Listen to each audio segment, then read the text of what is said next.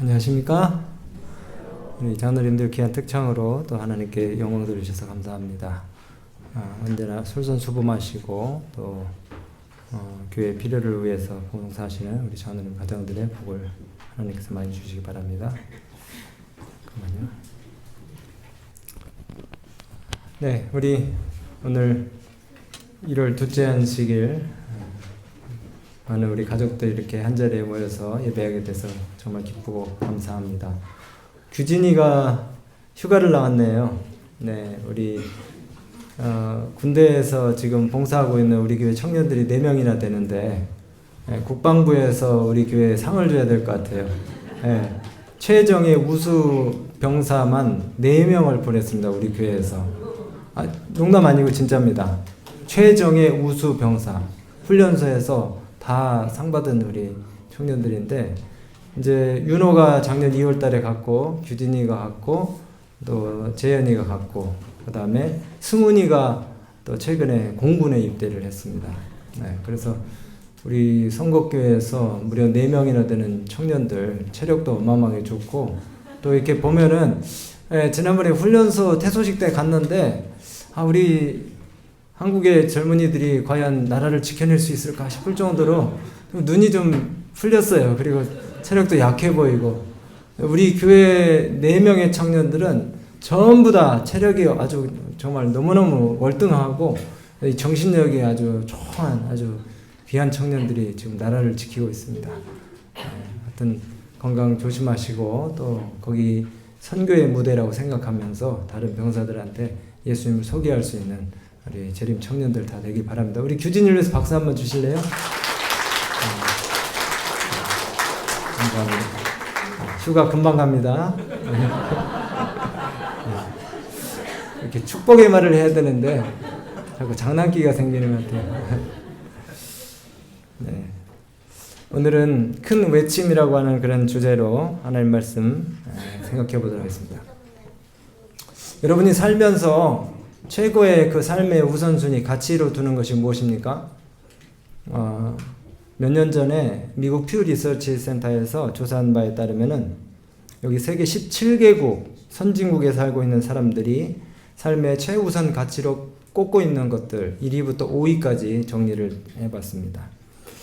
물질적인 풍요를 우리나라 사람들은 최고의 가치로 여기는 것 같아요. 1등을 보니까 우리나라의 1위를 보니까 물질적인 풍요로 그렇게 꼽았는데, 나머지 16개 나라들은 거의 대부분 가족을 삶의 최우선 가치로 그렇게 뽑고 있습니다. 여러분, 우리가 살아가는 데 있어서 물질적인 풍요가 삶을 더 의미 있게 보람되게 만드는 것이 아니라는 점을 저기 다른 나라들의 설문조사에 응답한 내용들을 통해서 우리가 확인해 볼 수가 있는데요.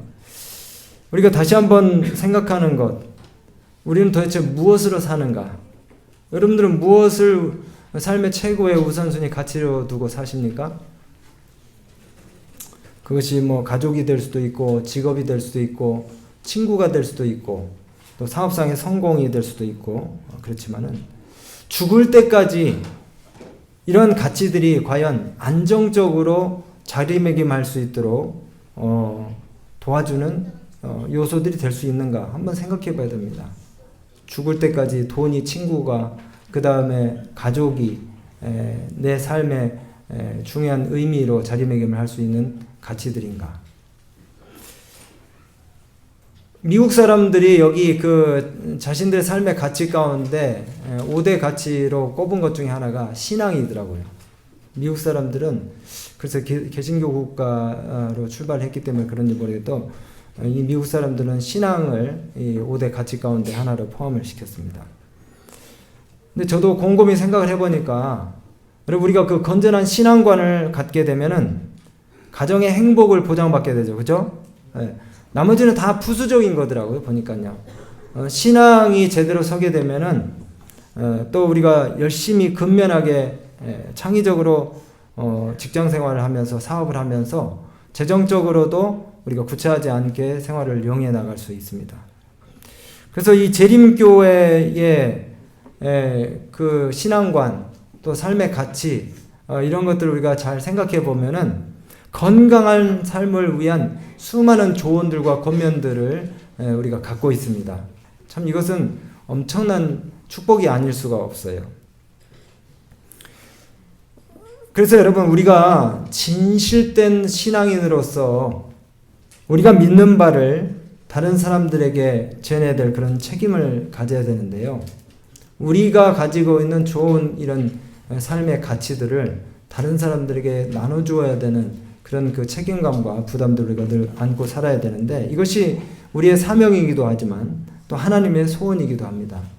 아까 우리가 본문 읽어주신 말씀처럼 하나님은 모든 사람이 다 뭘 받으며? 구원을 받으며 진리를 아는데 이르기를 원하신다고 그렇게 말씀하셨어요. 이게 누구의 소원이라고요? 하나님의 소원입니다. 이 마지막 시대에 우리의 그 사명, 특별히 요한계시록 14장에 나오는 그 세 천사의 기별이 있죠. 여기에 우리의 사명이 잘 나타나 있는데요. 저와 여러분은 이 땅에 거하는 모든 사람들에게 영원한 복음을 전해야 될 책임을 가지고 있어요. 이 성경절 제가 다 읽지는 않지만은 우리가 각 나라, 족속, 민족, 방언, 백성에 전할 영원한 복음을 가졌어요. 우리는 새 천사로 그렇게 상징이 되어 있습니다. 그런데 우리가 하나님께서 우리에게 맡겨주신 큰 음성, 세상에 외쳐야 될 큰 기별, 하나님을 두려워하고 또 그에게 영광을 돌리도록 사람들의 주의를 갖다가 환기시키는, 왜냐하면 하나님의 심판하실 시간이 이르렀기 때문에, 정말 이 안식일 계명에도 나온 것처럼 하늘과 땅과 바다와 물들의 근원을 만드신 이를 경배하라고 촉구하는 그 같은 큰 외침의 사명을 저와 여러분이 가지고 있다는 것이에요. 여러분, 지금 복음 전파와 관련하여 세계 여러 곳에서 아주 놀라운 일들이 벌어지고 있습니다. 오늘 제가 좀 소개를 하려고 그래요. 작년에 파푸아 뉴기니에서, 파푸아 뉴기니 어디 있는 나라인지 아시죠? 오스트레일리아하고 그 다음에 뉴질랜드 주변에 있는 그런 나라인데요. 이 파푸아 뉴기니에서 작년 5월에 대충의 그 프로젝트의 일환으로서 대규모 전도회가 있었습니다. 여러분, 우리 재림교회 내에 전 세계 정치인들이 참 많이 있는 것을 혹시 아세요? 제가 만난 사람들도 있고 또 조사해 본 사람들도 있는데 엄청 많더라고요. 특별히 그 작은 나라들, 좀 작은 나라들의 총독이나 대통령 가운데 재림교인들이 엄청 많더라고요. 깜짝 놀랐어요. 여러분들 한번 위키피디아 한번 봐보세요. 팔라우랑 뭐 이런데 총독, 대통령 했던 사람들, 우리 교인들이 엄청 많은데, 이분은 누굽니까? 트럼프 옆에 있는 분이 벤 카슨이라고 천혜에선 그 샴 쌍둥이를 세계 최초로 분리한 재림교회 교인 의사입니다. 이분이 2016년도에 대통령 후보로 나온 거 아세요? 공화당 대통령 후보로 출마를 했었어요. 우리 재림교인입니다. 동중앙 아프리카에서 가장 경제적, 정치적으로 안정되고 발전 가능성이 있는 나라로 손꼽히는 케냐. 이 케냐가 인구가 5,500만인데 우리는 뭐 아프리카 나라도 다 못 산다고 이렇게 약간 무시할 수도 있는데, 동중앙 아프리카에서 가장 발전하는 나라 가운데 하나가 케냐인데, 이 케냐의 대법원장, 수프림 코트의 칩 저스티스, 대법원장이 우리 안식일 교인입니다. 마라가라고 하는 대법원장인데 얼마 전에 은퇴를 하셨는데 우리 재림교인이었어요. 그 다음에 잠비아의 대통령 히칠레마라고 하는 대통령이 있었어요. 이분도 재림교인이고요. 패트릭 알렌 자마이카, 그 중미 지역에 있는 자마이카라고 하는 나라가 있습니다. 자마이카 육상으로 유명하잖아요, 그죠? 자마이카의 총독이 또 우리 재림교인이었고요. 우간다, 가나, 뭐 이런 나라들의 뭐 또 유명한 정치인들, 대통령 이런 사람들이 또 우리 안식일 교인이었고, 앤드류 홀레스 자마이카 수상이 또 우리 재림교인입니다. 그 다음에 이전에 대통령 했던 피지라고 하는 조그만 섬나라 있어요. 콘노테라고 하는 대통령이 또 우리 재림교인이었고요. 미국에 또 상원, 하원 의원들도 있었습니다. 실라 잭슨이라고 하는, 잭슨 리라고 하는 미국의 하원 의원도 우리 재림교인이었고요. 이분은 현재 파푸아 뉴기니의 대통령입니다.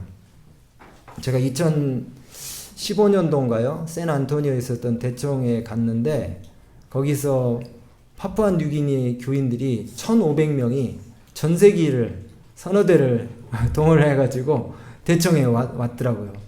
온통 파푸아 뉴기니 사람들이에요. 근데 그 행사 중에 특창을 준비를 하는데 파푸아 뉴기니 장관들 4사람이 복사중창을 연습하고 있더라고요. 그게 너무 자랑스럽기도 하고. 근데 또 재밌는 것은 필리핀 외교관 대사였던 그 테아노라고 하는 대사가 파푸아 뉴기니 대사가 또 대사로 그렇게 있었기 때문에 그 파푸아 뉴기니 필리핀 대사하고 이 4명의 그 국토부 장관, 재정부 장관, 또 나머지 2 장관은 제가 잘 모르겠어요. 어쨌든 그 장관들이 복사중창 찬양을 연습하고 있더라고요. 여기 그 파푸아 뉴기니는 수상도 우리 안식일 교인이고 대법원장도 안식일 교인입니다.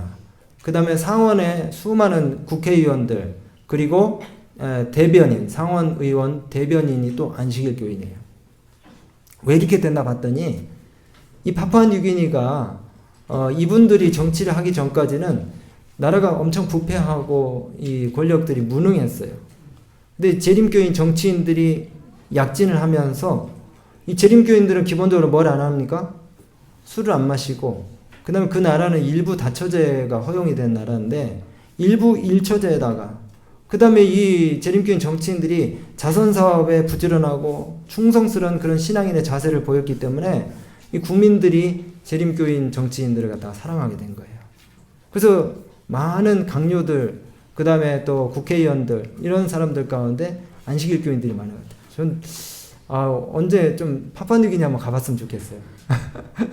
그래서 좀 여기 그 대통령실에 좀 한번 가고, 그렇게 해보면 좋을 것 같은데, 이분이 그래도 또 뭐, 높은 사람들끼리 친하잖아요. 그래서 여기 옆에 사진을 보시면은, 오스트레일리안 프라임 미니스터 앤토니 앨버니스라고 하는 그 호주 총리에게 전도도 했다는 그런 이야기도 있어요. 호주 총리입니다. 저 백인은. 그리고 이분은 파푸아 뉴기니 그 마라페라고 하는 수상이에요.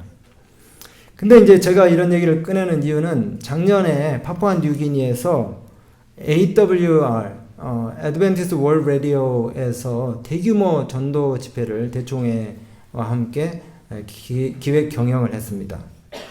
이 파푸아 뉴기니는 한반도의 2배의 땅덩어리를 가진 큰 나라입니다. 근데 인구는 1100만 명밖에 안 돼요.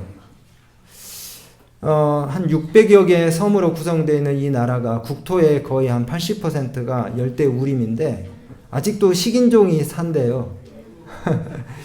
근데 이 파푸아 뉴기니 재림교인이 몇만 명이냐면은 2023년 8월 말 통계에 의하면은 40만 명이었어요.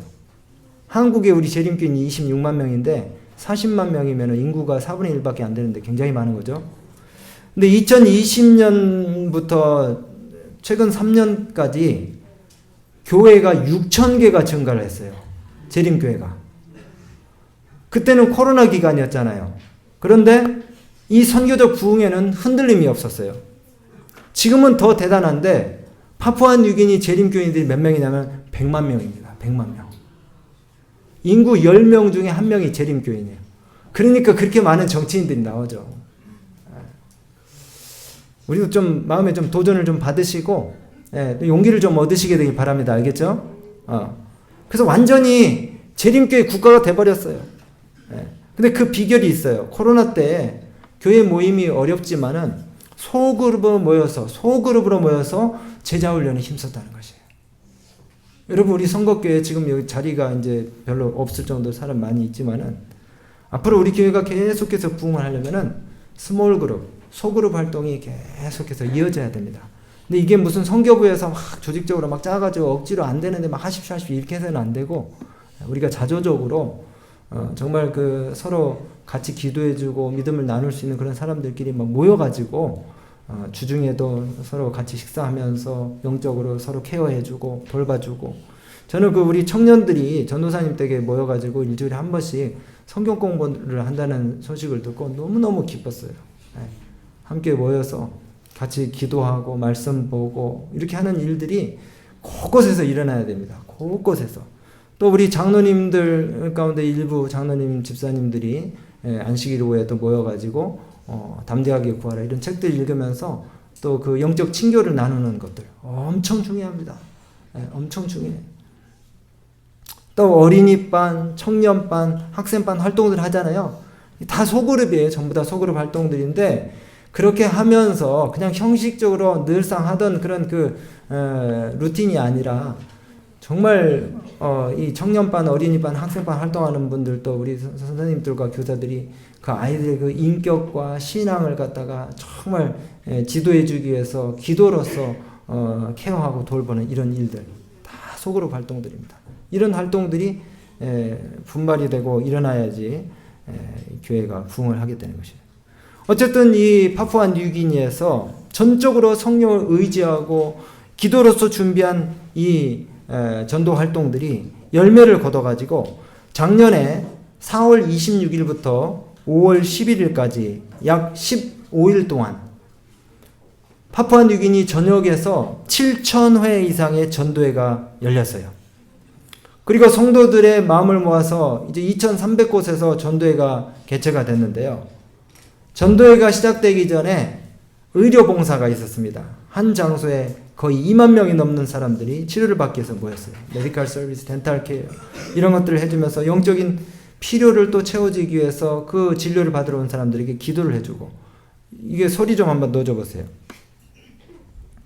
2,300개 장소에서 수많은 사람들이 모여가지고 저렇게 이제 그 의료 서비스를 받고 그 다음에 기도를 받고 예수님의 사랑을 갖다가 전달을 받았을 때에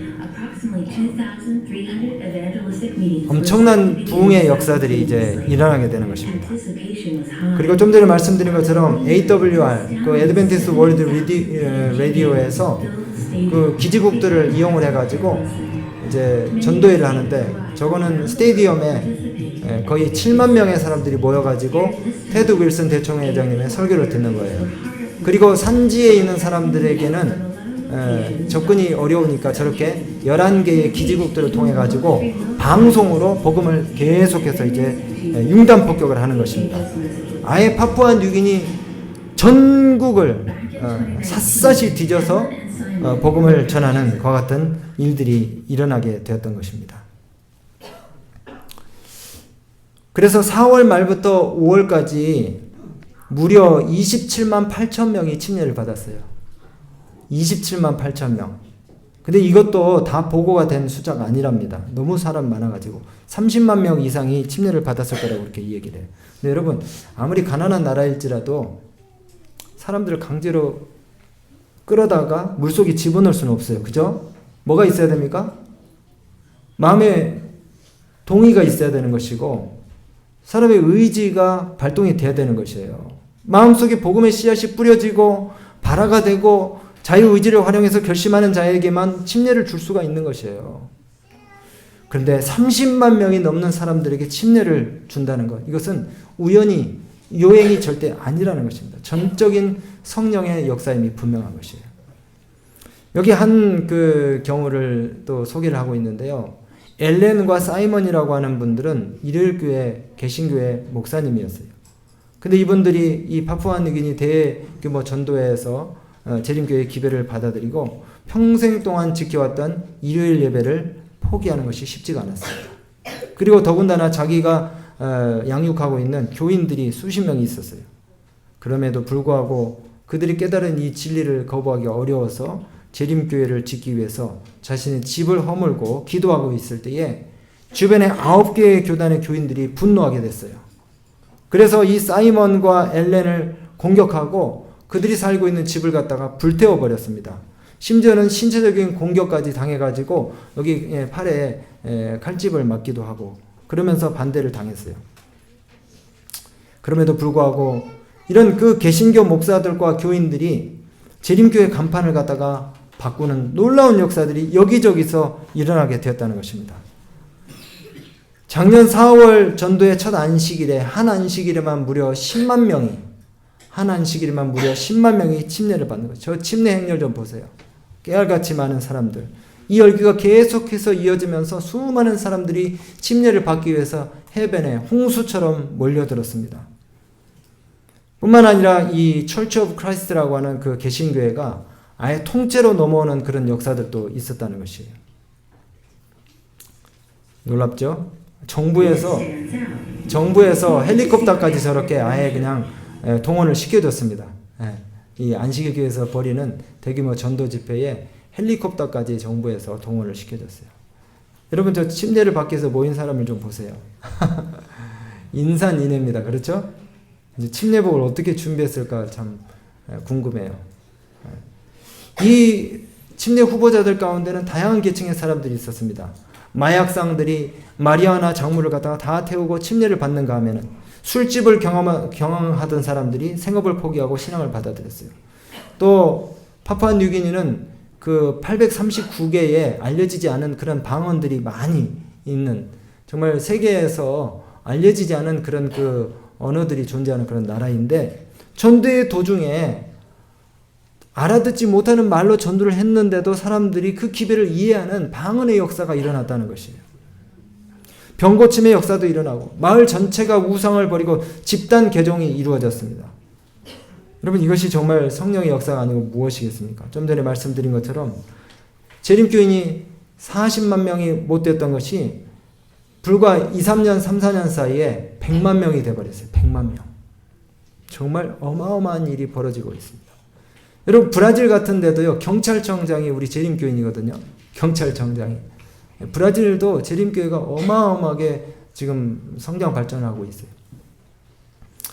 이제 우리나라도 올해 이런 선교 부흥의 역사를 함께 경험하기 위해서 한반도 전역에서 동시다발적으로 전도회를 계획하려고 한답니다. 근데 사실은 뭐 한국에서는 이렇게 파푸아뉴기니 같은 전도 방식이 효과를 발휘할지는 우리가 장담할 수 없지만은, 우리 여기 계신 모든 교우님들이 1인 1 구도자, 1인 1 성경 공부를 할 수 있도록 목표를 세우고 우리가 기도를 하면서 외부 지향적으로 나아가게 될 때에 하나님께서 분명히 이 교회에도 놀라운 성령의 역사를 허락하실 줄로 저는 확신합니다. 여러분 우리가 교회 존립의 문제를 떠나서 우주의 주인이신 하늘아버지께서 우리에게 맡겨주신 대사명을 놓고 우리가 좀 더 열심히 기도하면서 하나님의 역사를 발휘해야 되지 않겠습니까? 여기 있는 예언의 신에 있는 말씀 우리 한번 좀 같이 읽어보도록 하겠습니다. 그리스도인의 정신. 시작. 그리스도인의 정신은 전도의 정신이다. 거듭난 마음속에 제일 먼저 생기는 충동은 다른 사람들을 또한 구주께로 인도하고자 하는 충동이다. 여러분 세계 역사 가운데서 가장 짧은 기간에 가장 넓은 땅을 정복한 정복자가 혹시 누군지 아십니까? 네, 여기 그림에 나온 테무친이라고 하는 징기스칸입니다. 징기스칸은 불과 20년 동안에 무려 777만 제곱킬로미터를 정복을 했어요. 이것은 상상이 안 되시겠지만 알렉산더, 나폴레옹, 히틀러가 정복한 모든 땅을 합친 것보다 더 넓은 땅을 몽고의 징기스칸이 확보를 했다는 것이에요. 이 징기스칸이 1년에 평균 20호의 전쟁을 했고 1년에 2개 이상의 나라를 갖다가 정복을 했다는데, 그 어마어마한 힘의 비결이 무엇이었을까요? 그것은 바로 그 당시에 유럽 사람들은 성을 쌓고 그 안에서 자기네들끼리의 싸움에 몰두한 반면에 징기스칸은 외부로 자기의 병사들, 민족들의 관심을 갖다가 환기를 시키면서 새로운 땅으로 뻗어나가기 위한 전략을 짰다는 것입니다. 여러분 징기스칸의 그 전략을 잘 아시잖아요. 징기스칸이 빠른 속도로 세상을 정복할 수 있는 비결 가운데 하나는 뭡니까? 마른 고기. 마른 고기를 허리춤에다 차고 말을 달리면서 뭡니까? 이 식량 보급 문제를 해결했다는 것이에요. 오늘날 우리 교회도 옛날 그 유럽의 성벽과 같이 외부와 차단된 그런 공간이 되려는 그런 유혹을 받을 수 있습니다. 우리끼리 모여서 예배하고 우리끼리 밥해 먹고 우리끼리 그저 교제하면서 교회 울타리 안에서 세속적인 사람들과의 접촉을 피하면서 거룩함을 지키려는 그런 매우 위험한 생각을 우리가 해서는 안 된다는 것이에요. 성벽 안에 머무르는 것이 결코 우리를 거룩하고 순수하고 깨끗하게 보존해주는 방법이 아니라는 사실을 여러분들이 기억하셔야 됩니다. 세상 밖으로 나가셔야 돼요. 세상 사람들과 섞이시고 그들과 사귀고 그들의 필요를 살피면서 영적인 감화와 영향력을 끼칠 수 있는 그런 봉사들을 우리가 해야만이 이 교회가 살아남을 수 있다는 것이에요. 여러분, 정말 이 세상이 과연 선을 긋고 접촉을 삼가해야 될 혐오의 대상입니까? 아니에요. 여러분, 세상 사람들 가운데서 우리보다 더 양심적이고 깨끗하고 복음을 받아들일 준비가 되어 있는 사람들이 얼마나 많이 있는지 몰라요. 한번 여기 우리 지역에서 봉사활동하는 사람들 한번 좀 만나보세요. 얼마나 마음이 순수하고 깨끗한 사람들이 많이 있는지 몰라요. 정말 그런 분들을 대할 때는 저 사람 우리 교인 됐으면 좋겠다. 저분이야말로 진짜 우리 교인이면 딱 좋을 텐데, 이렇게 생각할 만한 사람들이 얼마나 많은지. 여러분, 요한복음 3장 16절 말씀 잘 아시죠? 하나님이 세상을 이처럼 사랑하사, 하나님이 세상을 사랑하셨어요. 복음을 알지도 못하는, 하나님을 알지도 못하는 그 세상 사람들, 하나님을 거역하는 사람들을 하나님 뭐 하셨다고요? 사랑하셔서 독생자 예수 그리스도를 이 땅에 보내주셨다는 것입니다. 그럼 다시 말씀드립니다. 세상에 우리가 섬겨야 될 사람들, 우리가 사랑해야 될 사람들이 너무나 많다는 사실을 기억하시면서 하나님의 아들께서 목숨을 버리실 만큼 그렇게 희생하시고 사랑하셨던 그 사람들을 위해서 우리가 똑같은 사랑과 동정을 베풀어야 되지 않겠습니까? 교회를 배에 비유한다면요, 가장 안전한 배는 어떤 배일까요? 가장 안전한 배는 정박해 있는 배입니다. 그 배는 쓸모가 없어요. 비록 바다에 나가가지고 폭풍을 만나서 뒤집힐 위기와 공경에 처할지언정 배는 무조건 어디로 나가야 됩니까? 고기를 잡기 위해서 바다로 나가야 되는 것이에요. 바다로. 교회도 역시 세상을 향해 나아가서 항해하는 배가 되어야 되는 것이에요. 여기 정박해 있어가지고 우리끼리만 즐거워하고 우리끼리만 교제하는 그런 교회가 돼서는 안 되는 것입니다. 세상에 나아가서 사람들에게 영향을 끼쳐야 되는, 정말 하나님께서 요구하시는 외부 지향적인 재구시를 하는 그런 교회가 되어야 되는 것이에요. 제가 여러 준비한 말씀도 있지만 다 정리하고요. 여러분, 우리가 선교를 위해서는 봉사를 해야 됩니다. 뭘 해야 된다고요? 봉사를 하고 교회의 존재를 세상 사람들에게 알려야 되는 것이에요. 우리 교회가 그동안에 봉사들을 많이 해왔는데 더 적극적인 봉사가 올해 필요로 됩니다. 정말 이런 봉사들, 숨은 봉사들이기는 하지만은 또 의도적으로 사람들에게 우리 자신을 갖다가 알리고 또 나타내는 그런 봉사들도 우리가 좀 많이 필요해요. 참 선한 봉사들 많이 하셨네요. 그죠? 예. 또 우리 센터에 우리가 바로 내려가서 봉사할 수 있는 그런 그 장들도 많이 이렇게 있습니다.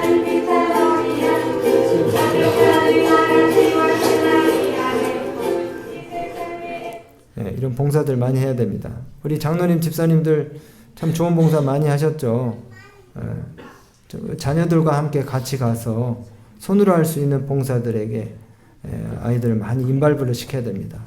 쓰레기를 줍고, 그 다음에 또 독거 어르신들 우리가 또 청소도 해드리고 안마도 해드리고 이런 봉사들을 많이 했어요. 참 보람된 봉사들입니다. 정말 그 너무너무 지저분한 집 가가지고 살림살이도 다 우리가 또 치워주는 이런 봉사도 했어요. 우리가 막 다 같이 가서 참여를 안 했으니까 저게 누가 한 거지 이렇게 생각하실 수 있는데 참 봉사들 많이 했습니다. 근데 이거 지금까지 해온 것들 다시 좀 반추하시면서 올해 우리가 좀 교회에서 조직적으로 더 많은 봉사를 해야 되겠다, 좀 마음의 결심들을 하시게 되길 바라요. 알겠죠? 네. 학생들도 이렇게 빨래 봉사도 하고. 근데 뭐 이분들이 누가 해줬는지 모른다 할지라도 우리 자녀들이 이런 봉사들을 하면서 사람들에게 선한 감화, 영향력을 끼치는 그런 인물이 돼야 되겠다는 마음의 결심들, 각오들을 하는 것 자체가 축복이에요. 꼭 뭐 사람들이 알아주거나 또 우리한테 뭐 상장을 주고 그렇게 하지 않는다 할지라도 아예 이런 삶이 체화가 돼가지고 늘상 하는 그런 그 봉사들이 돼야 되는 것입니다. 작년 1월 달에 또 우리 센터와 교회에서 음악회를 해가지고 또 많은 분들이 와서 좋은 유쾌한 순서들 참여했잖아요. 이렇게 아이들 쓰레기도 줍고, 또 그 걷기 행사들 이렇게 하면서 지역에 있는 사람들도 모으고. 작년에 관광차로 서울 이렇게 120주년 걷기 대회 가면서 사귀었던 좋은 분들이 있는데, 그때 참 또 만나기를 간절히 고대했던 그런 좋은 분들이 있는데, 또 우리 교회에서 올해도 이런 행사들을 하게 될 때에 그런 분들이 오시면은 더 깊은 교제들을 통해서 또 교회를 알리고 또 복음을 전할 수 있는 그런 기회들이 생기지 않을까 그렇게 생각이 됩니다. 이렇게 봉사들을 많이 하다 보면은 지역에 또 정치인들도 우리가 만나서 사귈 수가 있어요. 그래서 제가 지난주에도 우리 그 이재관 의원 저희 집사람이랑 우리 또 아래 우리 아동센터장님이랑 가서 또 만나고 시의원도 또 만나서 또 다시 교회를 또 알리고 환기시키는 그런 일도 했습니다. 수시로 정치인들을 만났어요. 말레 봉사도 우리가 많이 했고요. 또 다문화 가정 무료 진료도 계속적으로 우리가 좀 해야 합니다. 전도는 예수님을 전하는 것이 전도이고요. 우리가 어떤 방식으로 전도를 해야 되는지에 대해서 그리스도인 선교 봉사나 또 예언신에 너무나 잘 나와 있어요. 그리고 예수님께서 방법들을 다 가르쳐 주셨습니다. 특별히 그리스도인 선교 봉사에 보면은 너무나 아주 구체적으로 선교의 방법을 우리에게 일러주셨는데, 여기 내용 한번 좀 같이 읽어보도록 하겠습니다. 그리스도의 방법이 무엇인지요? 첫 번째는 구주께서는 사람들의 유익을 소원하는 분으로서 그들과 뭐 하셨다? 섞이셨다. 근데 우리끼리 모여가지고 밥 먹고 헤어지고 이렇게 하면은 사람들의 필요를 우리가 파악할 수도 없고 어떤 봉사를 해야 될지도 우리가 알 수 없잖아요. 그죠? 그러니까 사람들과 어떻게 해야 됩니까? 나가서 섞여야 되는 것이에요. 사람들을 만나야 되는 것입니다. 어떻게 해서든지 만나야 되는 것이에요. 첫 번째는 예수님이 하신 방법, 사람들과 섞이셨다. 두 번째는 그렇게 친교를 나누고 알게 된 사람들에게 뭘 보여주셨다고요? 동정심을 보여주셨어요. 동정심을 보여주셨습니다. 우리가 걷기 대회를 통해 가지고 지난번에 만났던 사람을 또 다시 만나게 되고 그 사람과 통성명을 하고 전화를 주고받고 이렇게 하면서 그 사람이 자녀 교육에 어려움을 겪는지 건강상의 어려움을 겪는지를 파악을 해가지고 그 사람들에 대한 마음의 동정심을 우리가 키워야 되는 것이에요. 그리고 그 사람들의 필요를 따라서 뭘 해야 됩니까? 봉사를 해야 되는 것이고, 그렇게 할 때에 사람들의 신임을 얻게 되는 것입니다. 마침내 그분들에게 우리가 예수님이 하신 것처럼 진리를 한번 공부해 봅시다. 나를 한번 따라오십시오. 라고 우리가 말할 수가 있는 것입니다. 쉽죠? 맨 먼저 뭐 하라고요? 사람들과 섞이는 거예요. 두 번째는 그 사람들에게 동정심을 보이는 것입니다. 그리고 세 번째, 필요에 따라서 봉사하고, 그 다음에 마음이 통했을 때 그분들한테 뭐 하는 것이에요? 성경 공부해 봅시다. 아니면 예수님을 소개하는 것이에요. 예수님이 잃어버린 영혼들을 찾아 구원하시기 위해서 전도만 하지 않으시고 사역을 하셨어요. 사역. 전도에 앞서서 반드시 봉사의 사역이 선행되어야 되는 것입니다. 다른 사람들의 마음을 갖다가 감동시킬 수 있는 봉사를 해야 되는 것이에요. 봉사. 아시겠죠? 구원과 봉사. 뭐 이게 개척 때 그 캐치프레이즈이기도 하죠. 봉사. 봉사를 해야 되는 것이에요. 나의 재정과 시간과 에너지와 달란트, 은사들을 사용을 해가지고 봉사를 해야 되는 것입니다. 그리고 그 사람들의 현실적인 필요를 채워줌으로써 깊은 신뢰의 관계를 맺을 때에 비로소 씨를 뿌릴 수 있는, 복음의 씨를 뿌릴 수 있는, 진리의 씨를 뿌릴 수 있는 기회가 오는 것이에요. 오늘 저는 말씀 마치면서 우리 선곡교회가 친교 공동체를 넘어서 봉사를 통하여 선교를 할 수 있는 그런 좋은 텃밭들을 마련하고 선교 공동체로 거듭나는 놀라운 축복과 역사를 경험하시게 되기를 간절히 바랍니다. 교회는 성도의 시선이 교회의 울타리를 넘어서 교회 밖의 사람들을 볼 수 있는 곳이 되어야 되는 것이에요. 교회 울타리를 넘어서 우리 지역사회를 볼 수 있는 그와 같은 시야를 우리가 가져야 되는 것입니다. 그냥 바라보는 것이 아니라 소망이 없는 그 사람들을 갖다가 안타까운 동정의 눈빛으로 바라보면서 그들을 구원하기 위한 차별 없는 사랑을 품을 수 있어야 되는 것입니다. 오늘 여기 있는 말씀 다 같이 읽고 마치도록 하겠습니다. 교회는 시작. 교회는 사람을 구원하기 위해 하나님께서 세우신 기관이다. 교회는 봉사를 위하여 조직되었으므로 그 사명은 온 세상에 복음을 전하는 것이다. 2025년 한 해 우리 선곡교회가 지역사회의 신임을 더욱 두텁게 얻고 주의 복음을 왕성하게 드러내는 이 선거지역의 등대와 같은 사명에 걸맞는 그 임무에 충실한 그런 교회가 되어지시게 되기를 간절히 소망하면서 말씀을 드립니다.